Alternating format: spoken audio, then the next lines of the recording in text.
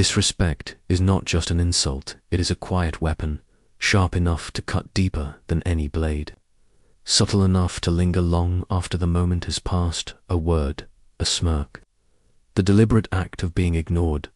These small gestures seem harmless to the bystander, yet, to the one who feels their sting, they carry the weight of humiliation, the slow erosion of dignity, and the dangerous seed of revenge. Picture it.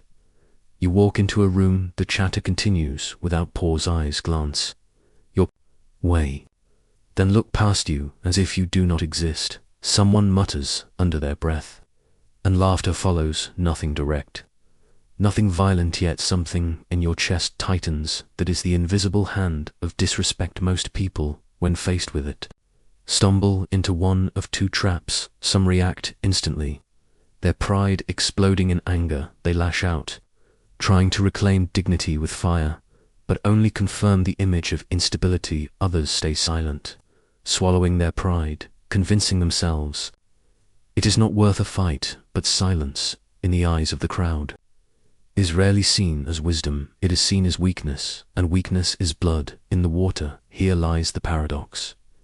If you respond too much, you look desperate. If you respond too little, you look powerless. The world is watching either way. Every act of disrespect is more than personal, it is a public test, a signal to others of where you stand in the hidden hierarchy of power. And this is why thinkers like Niccolò Machiavelli treated disrespect not as an emotional issue, but as a matter of survival. To him, respect was not simply about courtesy, it was about control, reputation, and dominance. In his eyes, disrespect was not just rudeness, it was a challenge, a declaration of war whispered in polite tones. We often imagine that our lives are separate from the games of politics and power. But Machiavelli saw no such distinction. Whether in the palace of a prince or the life of a common man, the same law applied. Perception is reality. If you are seen as weak, you become weak. If you are seen as strong, even enemies hesitate to strike. This is the chilling truth. Disrespect is never neutral. It either diminishes you, or it sharpens you. It either erodes the ground you stand on, or it gives you the chance to reinforce it. Every choice you make in response determines not just how one person sees you, but how the entire world will. So, what should you do when faced with disrespect? Do you swallow it, hoping it fades? Do you strike back immediately, risking escalation? Or do you wait silent, calculating, preparing to respond at the precise moment when it matters most? The answer, as Machiavelli would argue, is the difference between losing everything and commanding fear, respect, and power. And to understand that answer, we must first step into his world, a world where one misstep in the face of disrespect could cost not just your pride, but your life. To understand why Machiavelli's lessons on disrespect are so ruthless, you must first understand the world that shaped him. Renaissance Italy was not a paradise of art and philosophy, as the paintings and sculptures suggest. It was a battlefield of city-states locked in constant conflict, of mercenaries switching loyalties for coin, of nobles plotting assassinations behind gilded doors. Florence, where Machiavelli was born, was a city of brilliance and betrayal. Alliances shifted overnight, and a single insult could trigger a chain of conspiracies ending in blood. Power was fragile, and respect was currency more valuable than gold. To be disrespected, to be seen as weak, was not just embarrassing, it was fatal. Machiavelli lived through chaos. He saw the French invade, the Medici family fall and rise again, an entire government's collapse in a storm of ambition and treachery. He witnessed firsthand how rulers who allowed disrespect to fester, who failed to control perception, were stripped of authority, imprisoned, or executed. For him, politics was not about morality, it was about survival in a game with no rules, where every smile hid a blade. Was in this crucible that he wrote The Prince, a book that would scandalize Europe for centuries, while others preached about virtue, justice, and faith. Machiavelli dared to write the truth. No one wanted to admit that power is not maintained by kindness, but by fear and respect. It is much safer, he wrote, to be feared than loved.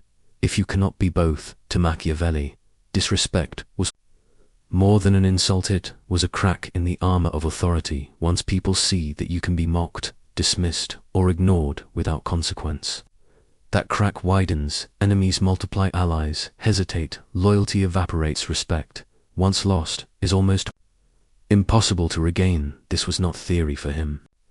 It was reality, proven again and again by the fallen rulers of his time. Considered Cesare Borgia, one of Machiavelli's most admired figures. When Borgia took power, he faced disorder, corruption, and enemies circling like vultures. His solution was not gentle persuasion. He used brutality strategically. In one infamous move, he placed a cruel lieutenant in charge of restoring order. The man ruled with terror, executing without mercy when the people grew restless.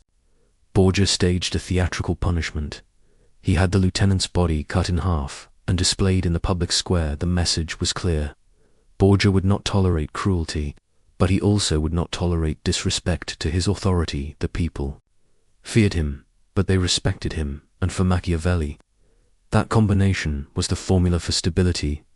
We may recoil at such ruthlessness today, but to Machiavelli it was pragmatic. In a world where weakness invited death, hesitation was a luxury no leader could afford to him.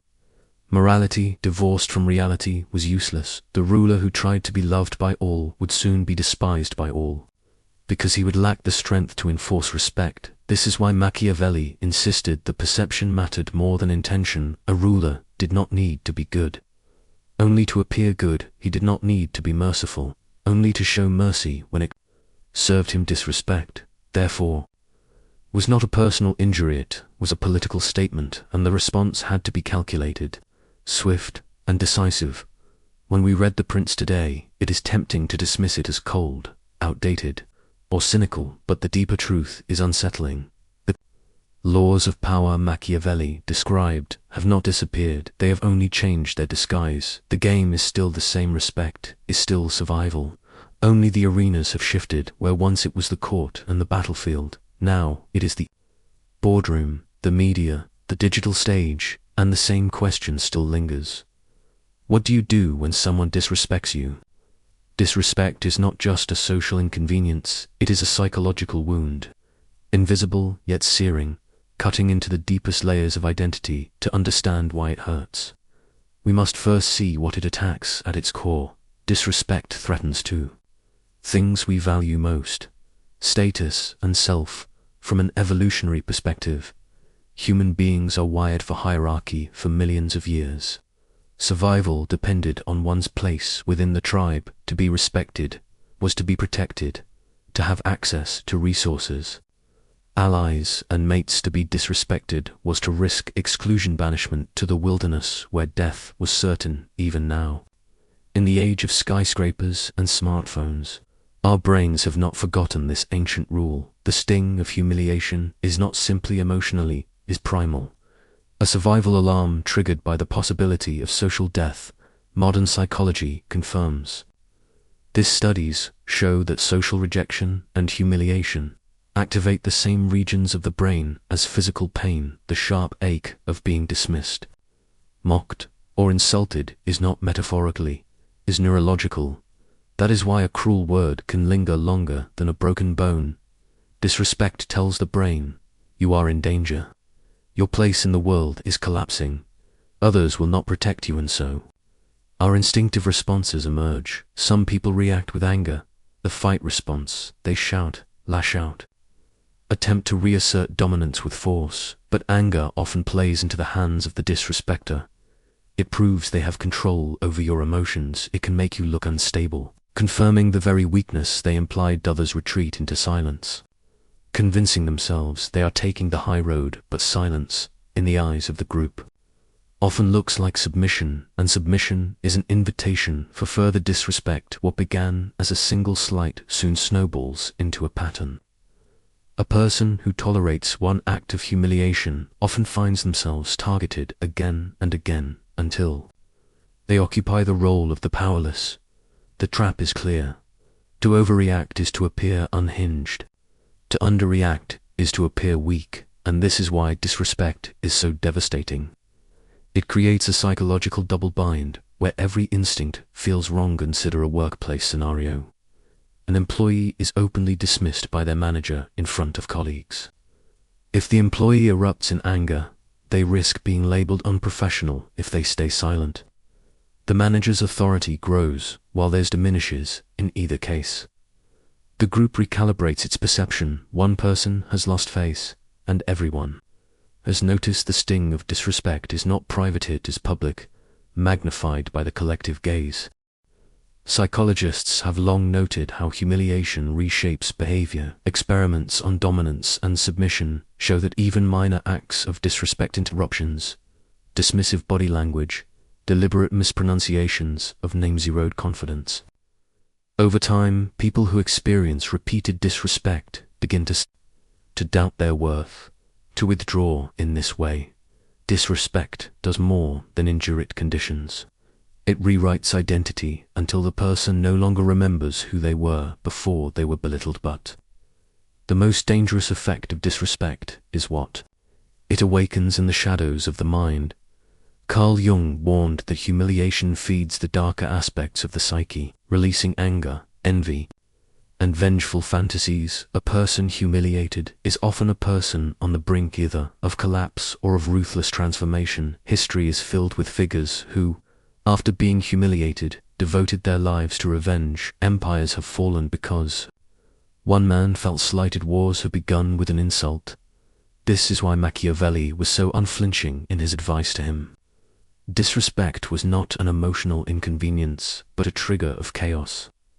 A prince who allowed it risked rebellion. A citizen who tolerated it risked irrelevance. The psychology of disrespect, in Machiavelli's eyes, was not a subject for therapists. It was a battlefield that determined who would rise and who would fall. Yet there is another layer still. Disrespect not only shapes how others see us, it shapes how we see ourselves. A single act of humiliation, if left unresolved, can calcify into identity. The person who is mocked once may begin to anticipate mockery everywhere, until their posture, their voice, their presence carries the weight of defeat. In this sense, disrespect does not just change reputation, it rewires destiny.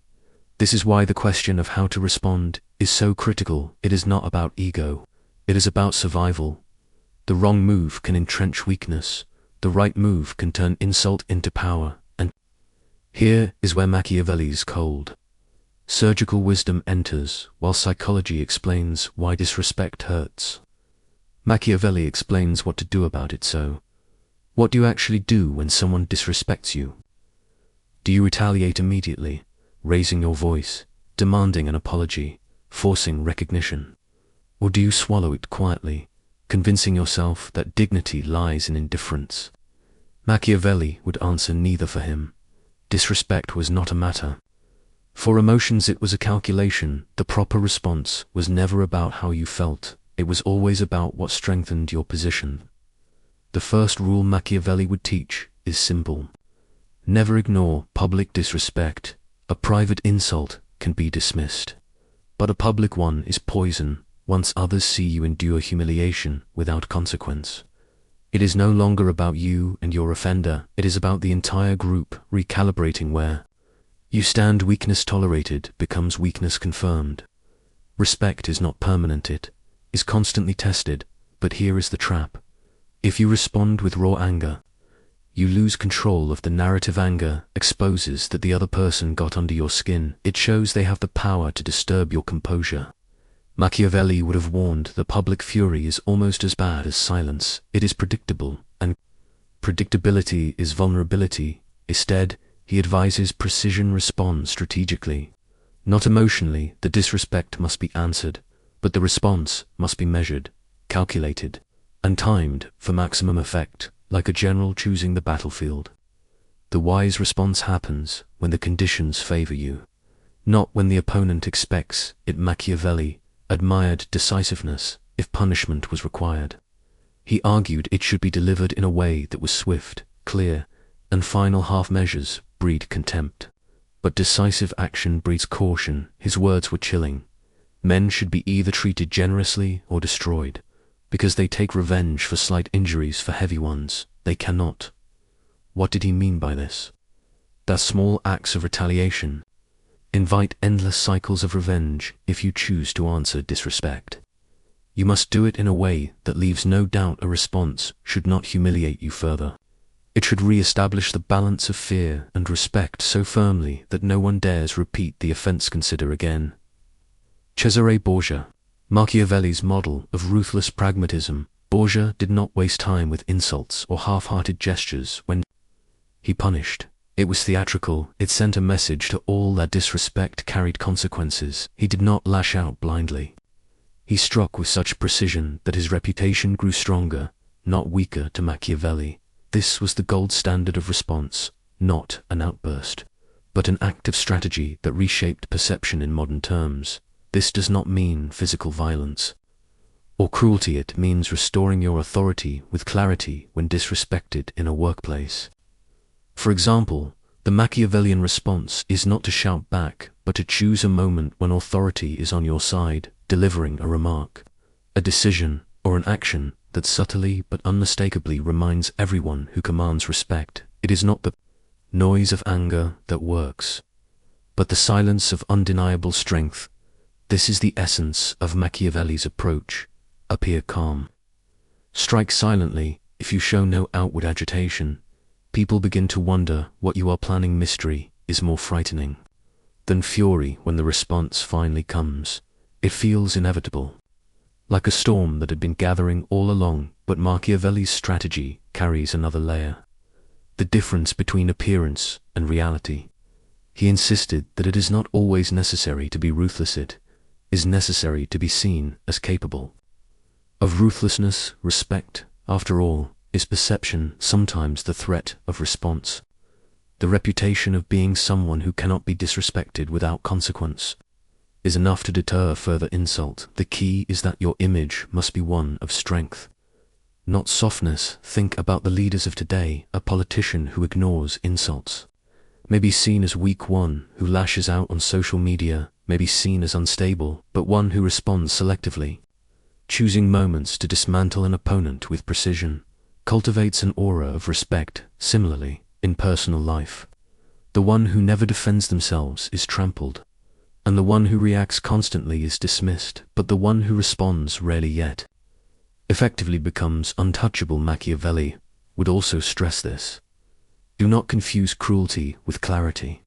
To humiliate your opponent unnecessarily creates enemies. To respond decisively but proportionally, however, commands respect without breeding endless resentment. The goal is not vengeance, it is deterrence. This is why Machiavelli's lessons remain unsettlingly relevant. He forces us to see disrespect not through the lens of pride, but through the lens of power. It is not about whether you feel hurt, it is about whether your position has been weakened, and if it has, the only remedy is to restore it in a way that is undeniable.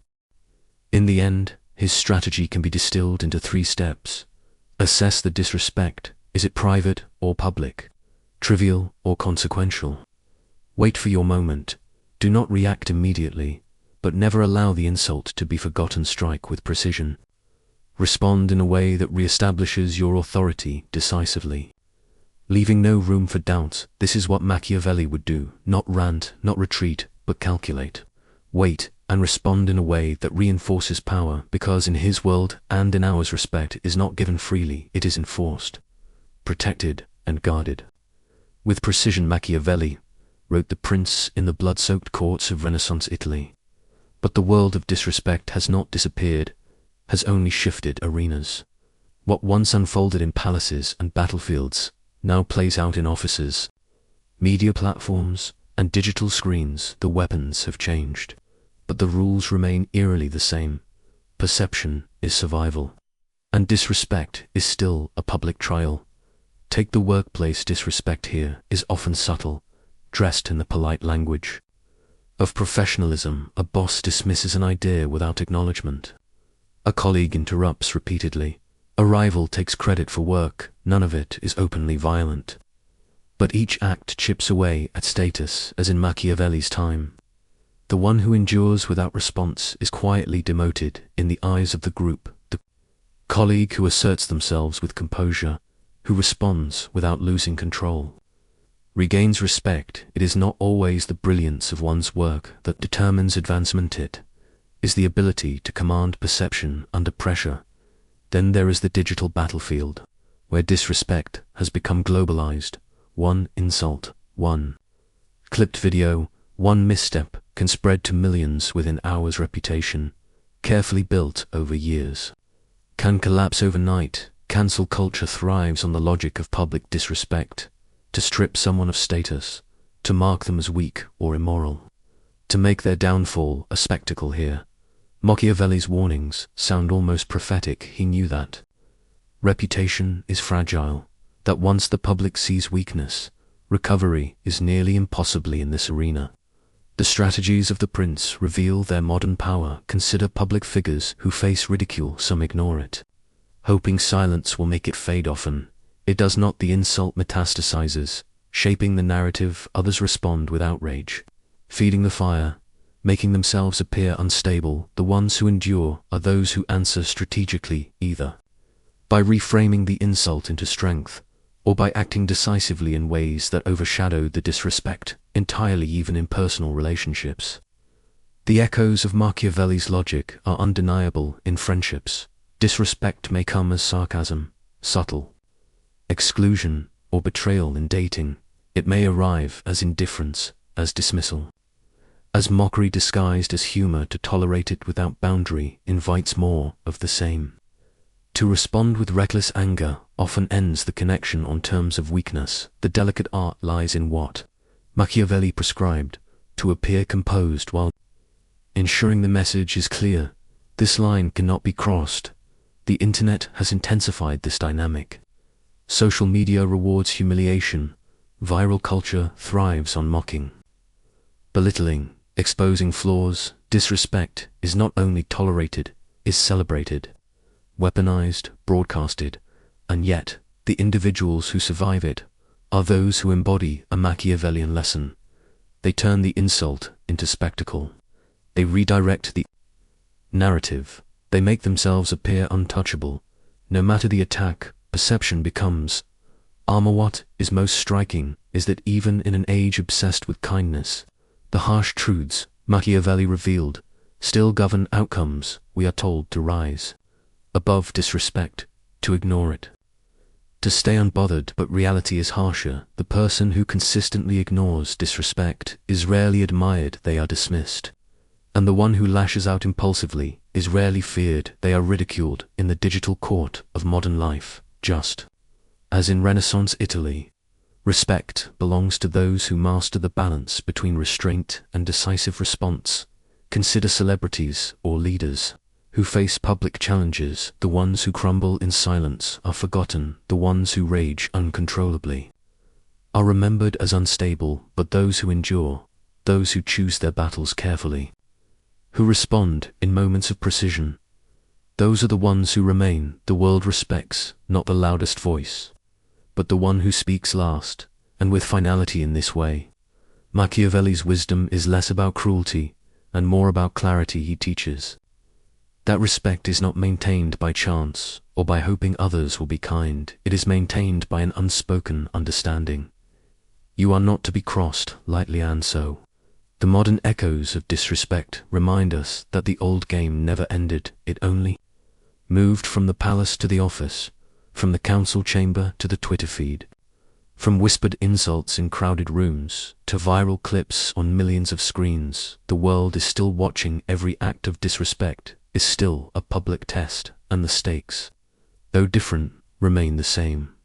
Reputation, influence, survival. In the past, disrespect was delivered face to face, an insult in the town square, a public slight at a dinner table, a duel of words in a marketplace. Today, the battlefield has shifted. Now, it lives in the digital world, where disrespect has evolved into something more insidious. Comments, memes, tweets, and viral shaming. A single remark, taken out of context, can spread faster than fire, and unlike words whispered in a room, digital disrespect lives forever. Screenshots don't fade, videos don't disappear online. The stain of humiliation can become permanent. But here lies the paradox. In a world where everyone is fighting to be heard, Attention itself has become a weapon. Disrespect online is not just an insult, it is often strategy. Cancel culture, public callouts, and trolling are not accidents. They are mechanisms of dominance, tools to discredit rivals, weaken reputations, and enforce conformity. When someone is mocked publicly on social media, the mob isn't simply laughing, it is establishing hierarchy. It is declaring who belongs on top and who will be pushed to the margins. Yet, just as Machiavelli advised centuries ago, the wise do not respond impulsively. Reacting with rage online often feeds the flames, making the humiliation spread further. In fact, the algorithm thrives on outrage. It rewards those who take the bait, amplifying the very disrespect they wished to erase. That is why some figures, when attacked, respond with silence or even humor. Others plot carefully, waiting until the noise dies down before striking back strategically. The art of survival has shifted from dueling swords to dueling narratives. In this new arena, perception is everything. Celebrities, politicians, entrepreneurs play the same dangerous game. Disrespect is no longer just a bruise to the ego. It is a test of narrative control. The one who dictates the story wins. The one who overreacts becomes the story. But perhaps the most dangerous part of modern disrespect is its psychological toll. Online humiliation can leave scars that no one sees. It breeds insecurity, depression, and even despair in those who don't understand the rules of this new battlefield. Entire lives are reshaped because of a viral insult, a digital smear campaign, or a reputation destroyed in seconds. So, what is the lesson for us? In this digital age, the art of handling disrespect is no longer optional. It is survival. To rise above it requires clarity, patience, and strategic restraint. Those who panic become victims. Those who calculate transform disrespect into fuel. Battlefield has changed, but the principle remains timeless. Disrespect is never just about the words spoken. It is about the struggle for power. And in the modern world, the war for power is fought not with swords, but with stories. Revenge is the most instinctive response to disrespect. Someone humiliates us, mocks us, diminishes. A sand of fire rises. Inside, the ego screams for balance, for retaliation, for the restoration of pride. It whispers, if I let this go, I will be seen as weak. If I don't strike back, I will lose my place. For centuries, entire wars have been born from this whisper. Kingdoms have collapsed, families have shattered, empires have burned, all because a single slight demanded repayment. But revenge is never free. It always carries a cost. History is littered with those who thought vengeance would bring closure, only to discover it chained them to endless conflict. A duel to defend honor may silence one insult, but it also invites others who now see you as dangerous prey. Blood spilled for pride does not end disrespect, multiplies it like fire feeding on air. Vengeance grows until it consumes everything in its path. Psychologically, revenge offers only a brief illusion of relief. The act of retaliation may momentarily restore the ego, but soon the emptiness returns. The insult echoes louder because you have confirmed its power over you. The one who disrespected you forced you into react. You too spend energy, time, even risk your life in seeking to prove your strength. You may instead reveal your weakness, that your peace depends on the actions of others. Machiavelli himself warned of this trap. A ruler too obsessed with punishing every slight wastes his power on trivial battles. Enemies multiply faster than they can be eliminated. In contrast, the ruler who calculates, who knows when to ignore, when to delay, when to let disrespect rot in silence, preserves his strength for decisive moments. True power is not in reacting, it is in choosing when and how to act. And yet revenge has its place in some moments. To endure disrespect without retaliation is to invite destruction. A king who ignores constant insults may lose the loyalty of his court. A leader who never punishes betrayal becomes prey to conspirators. But the wise understand this. Vengeance must be rare, precise, and absolute. If you strike, it cannot be half-hearted. It must be so overwhelming that no one dares repeat the insult again. Anything less is weakness disguised as pride. The cost of revenge is not only external, it is internal. A man consumed by vengeance ceases to live for himself. His identity is shaped by his enemy. His nights are filled with rehearsed confrontations, his days driven by bitterness in the end. Revenge may kill the enemy, but it always kills something inside the avenger as well. So we return to the eternal dilemma. When faced with disrespect, do we strike back or walk away? The answer is not simple. It requires judgment, patience, and above all, self-mastery, for in the end, the greatest revenge is not in destroying the other, but in proving you cannot be destroyed by them.